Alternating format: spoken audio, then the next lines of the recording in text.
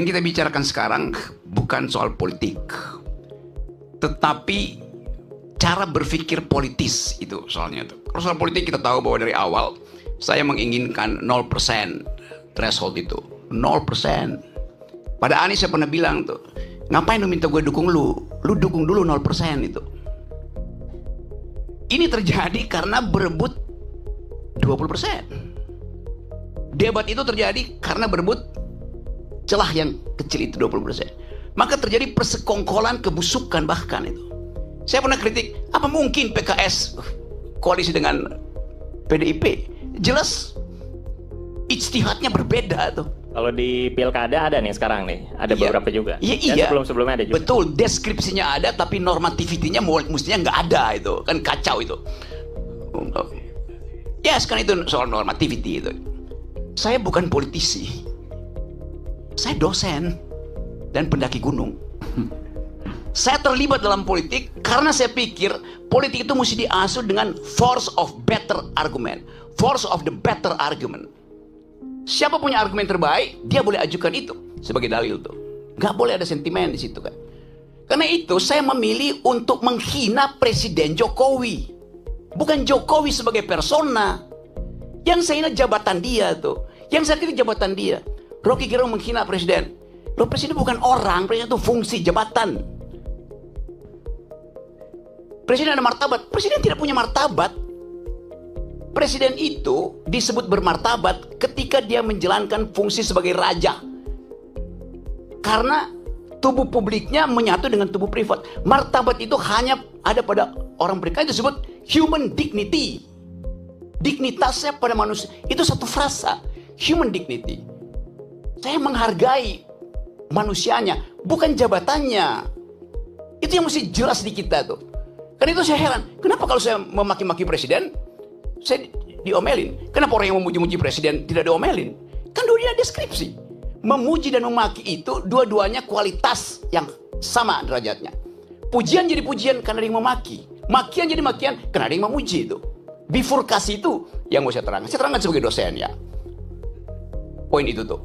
Jadi kalau saya kasih kritik betul-betul metodologis. Apakah saya benci pada Presiden Jokowi? Enggak.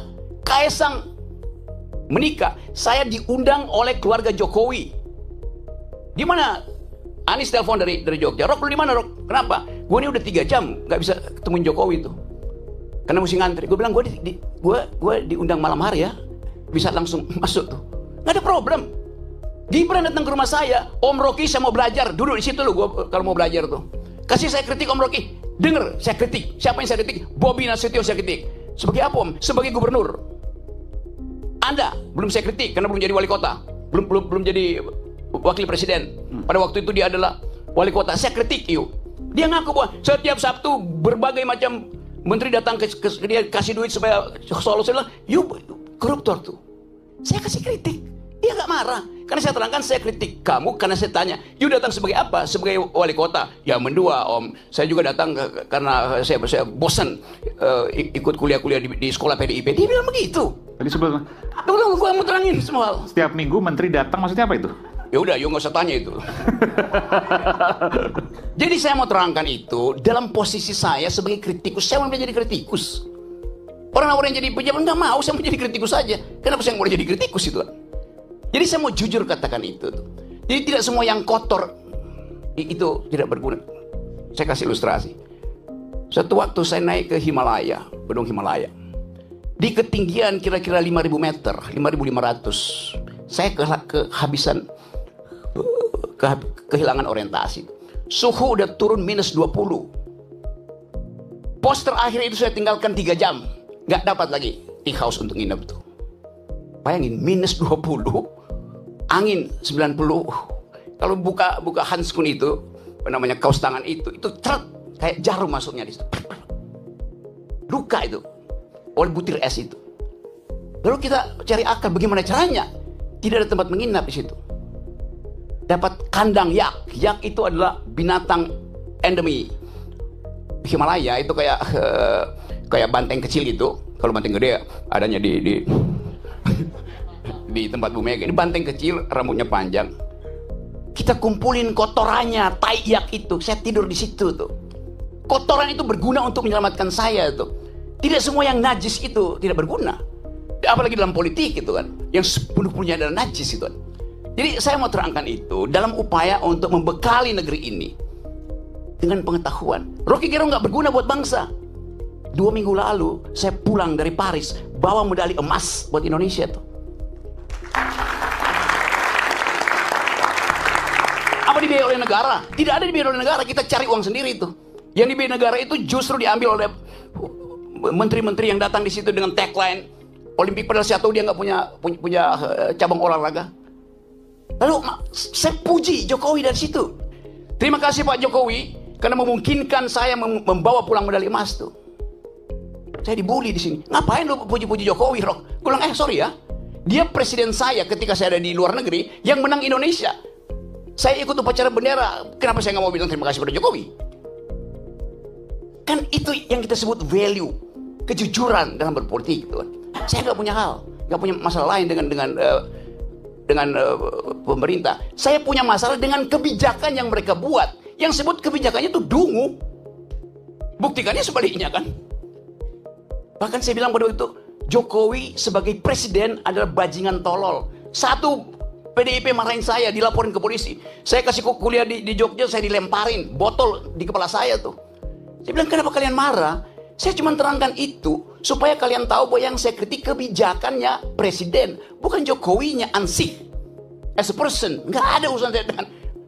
Saya berbaik-baik dengan Pak Jokowi sebagai manusia, dengan Pak Prabowo, dengan Pak SBY segala macam tuh. Zaman SBY saya paling keras kritik beliau tuh. Sekarang tiap minggu saya diskusi tentang politik global dengan SBY, nggak ada soal. Jadi saya mau pisahkan antara mental seorang yang mampu untuk memisahkan pengetahuan dia tentang kebijakan dan penghormatan dia pada persona. Itu dasarnya tuh.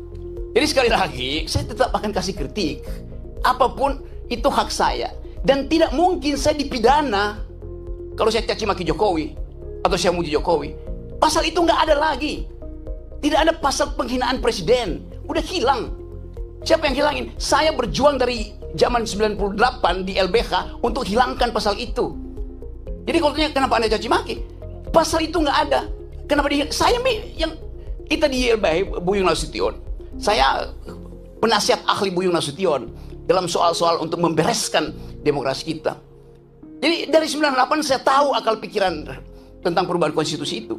Anda caci maki aja, nggak akan Anda dipidana tuh. Karena rakyat Indonesia melalui ketetapan MPR mengerti bahwa presiden itu bukan orang, dia fungsi, dia jabatan publik. Tidak boleh dilekatkan pada dia prinsip-prinsip pada hukum pidana, nggak bisa. Yang tidak boleh kita caci maki adalah manusia di dalam keadaan pertemanan atau Anda kenal. Orang yang nggak kenal Anda caci maki, dia nggak bakal tersinggung. Demikian juga dalam perdebatan. Debat itu adalah kemampuan untuk mengolah argumentasi itu. Itu aja. Sebagai dosen, saya mengajar dari S1 sampai S3. Ayo bayangin coba. Dengan metodologi yang sama tuh, cara berpikir. Jadi bagi saya nggak ada soal itu. Saya akan terus kasih kritik. Saya akan terus kasih argumen. Tapi saya mencintai bangsa ini. Negeri ini saya cintai itu. Yang saya nggak cintai adalah politisi busuk. Yang saya cintai adalah pejabat busuk, presiden busuk, menteri busuk. Ngapain cintain mereka? Mereka umurnya 5 tahun. Bangsa ini umurnya sepanjang hidup. Itu poinnya. Jadi politik bukan the art of the possible. Kemungkinan bukan. Politik adalah the art of attacking the impossible. Yang impossible itu justru kita lenyapkan. Nah balik pada tema hari ini. Kita bicarakan sesuatu yang sebetulnya barang bekas semua nih. Yang kita tahu ini terjadi karena perebutan threshold. Mulailah dengan mengucapkan thresholdnya dibikin 0. Itu harusnya tuh. Supaya ada kesetaraan orang berargumen tuh. Supaya dia argumennya bagus. Bukan karena masa pendukungnya bagus. Karena itu saya terus mengatakan bahwa untuk menjadi calon presiden, calon wakil presiden, calon gubernur, calon bupati, calon apa aja, pakai prinsip pertama bukan elektabilitas, tapi etikabilitas itu. Ini calon pejabat ini pernah berbohong nggak? Pernah nyolong nggak? Kalau dia lolos etikabilitas, saya uji yang kedua, intelektualitas. Karena dia mesti berdebat dengan pemimpin dunia. Itu pentingnya latihan perdebatan. Dasar perdebatan adalah konstruksi berpikir. Dasar perdebatan adalah kemampuan untuk mengolah pikiran, bukan sekedar untuk retorika, tapi dengan logika.